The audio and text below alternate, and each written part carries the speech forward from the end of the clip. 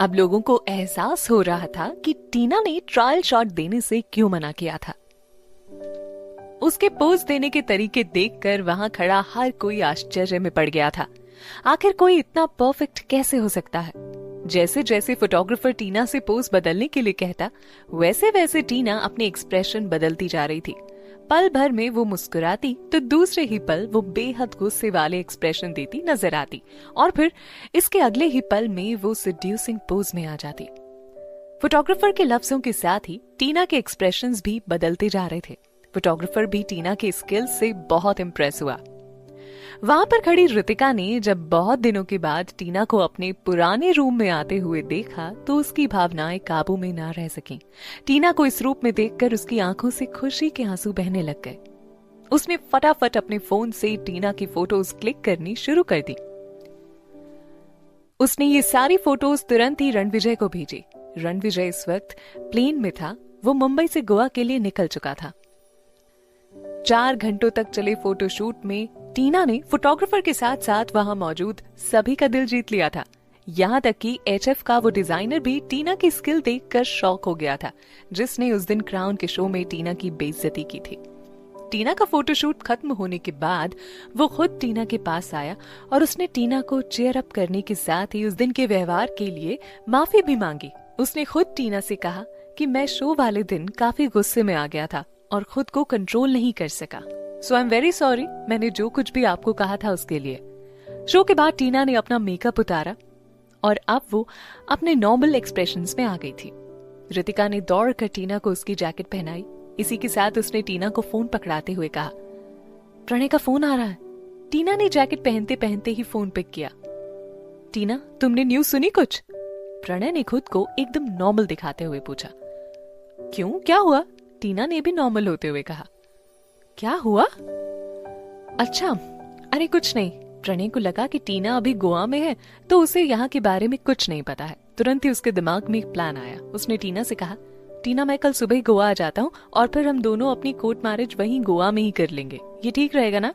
बल्कि ये हमारे हनीमून के लिए भी ठीक रहेगा। वहीं हम हनीमून भी बना लेंगे। क्या कहती हो? दरअसल टीना बहुत बड़े और सम्मानित घर से थी, लेकिन उसके माता पिता पारंपरिक विचारों वाले थे। इस वजह से जब वो मॉडलिंग इंडस्ट्री में आई और जब प्रणय के साथ रिलेशनशिप में आई तो उसके घर वालों ने टीना से अपना सारा रिश्ता खत्म कर दिया। ऐसे में प्रणय और उसके घर वालों ने न सिर्फ टीना को अपना सरनेम दिया बल्कि उसे गुलाटी परिवार के जायदाद में भी हिस्सा दे दिया। अब टीना कभी भी गुलाटी परिवार और प्रणय से अपने इस जायदाद के हिस्से की मांग कर सकती थी। प्रणय टीना को इस वजह से भी कभी कभी खुद से दूर नहीं करना चाहता था। उसके पास खुद की इमेज सुधारने का एक ही रास्ता समझ आया था कि वो जल्द से जल्द टीना से शादी कर ले। तुम्हारा और यूसुफा का जो रिलेशन चल रहा है, मुझे तो नहीं लगता कि हमें शादी करनी चाहिए, टीना ने कहा। टीना, तुम पागल हो क्या? तुम उन फोटोज पर यकीन हो रहा लेकिन मेरी बात पर नहीं। वो सब फेक फोटोज हैं यार। मेरे और टीना के बीच ऐसा कुछ भी नहीं है, प्रणय ने टीना को अपने विश्वास में लेते हुए कहा। अच्छा, और वो वीडियो भी फेक है क्या? तुम्हें क्या लगता है कि मुझे इन वीडियोस के बारे में कुछ पता नहीं है? टीना ने थोड़े गुस्से में कहा। टीना, मैंने वो सब जानबूझकर नहीं किया। मैं तो उससे प्यार भी नहीं करता यार। तुम जानती हो मैं सिर्फ तुमसे प्यार करता हूँ, प्रणय ने खुद को इनोसेंट दिखाते हुए कहा। अच्छा, तो फिर ऐसा है कि अगर मैं पीजी ग्रुप में हूँ तो उसे बाहर जाना होगा, और अगर वो पीजी ग्रुप में काम करती रही तो मैं यहाँ से चली जाऊंगी, टीना ने प्रणय का मन जानने के लिए कहा। टीना, तुम हमेशा मेरे साथ खड़ी रहती थी, फिर आज तुम मेरे आगे ऐसी शर्त क्यों रख रही हो? प्रणय के लिए यूसुफा को छोड़ना मुश्किल था। यूसुफा के पेट में उसका बच्चा पल रहा था। अगर तुम्हें ये लगता है कि मैं तुम पर कोई दबाव बना रही हूँ तो कोई बात नहीं, तुम यूसुफा के साथ रह सकते हो, मुझे इससे कोई प्रॉब्लम नहीं, टीना ने कहा। प्रणय ने यूसुफा को छोड़ने का मन बना लिया था, लेकिन टीना के इस तरह कहने से उसने कहा, अच्छा रुको, मुझे यूसुफा से थोड़ी बात कर लेने दो, फिर हम लोग तुरंत ही शादी कर लेंगे। यूसुफा का फैमिली बैकग्राउंड ज्यादा अच्छा नहीं था। वो जहां पर भी आज है वो सिर्फ प्रणय की वजह से है। ठीक है, मैं इंतजार कर रही हूँ, टीना ने बिल्कुल नॉर्मली जवाब दिया। यूसुफा प्रणय को इतनी आसानी से कैसे जाने देगी? रितिका ने टीना की तरफ देखते हुए कहा।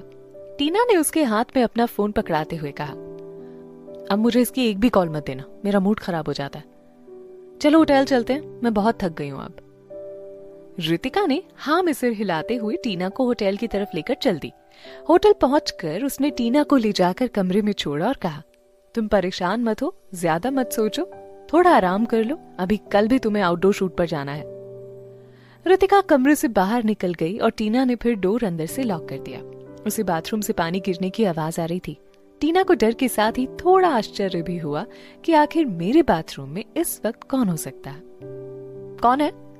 बाथरूम में पानी गिरने की आवाज आनी बंद हो गई। टीना को लगा कि वो गलत रूम में आ गई है। फिर वो जैसे ही कमरे से बाहर जाने लगी, वो एकदम से मुड़ी। पीछे से उसे किसी ने कमर में हाथ डालकर पकड़ लिया। मैं हूं, टीना के कानों में धीमी सी आवाज आई। वो रणविजय था।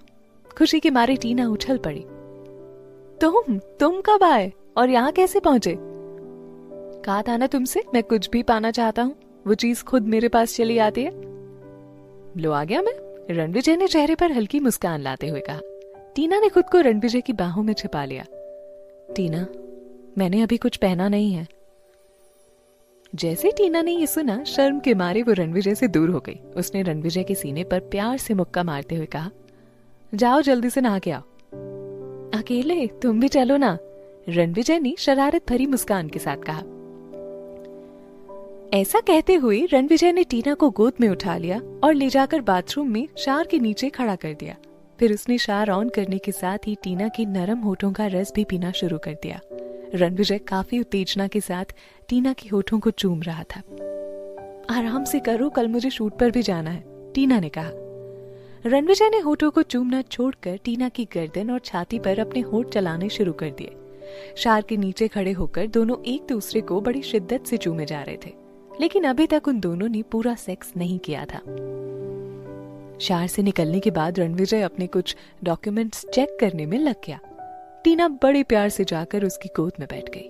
फिर उसने रणविजय की आंखों में देखते हुए कहा, आज प्रणय का फोन आया था, वो मुझसे शादी करने के लिए कह रहा था।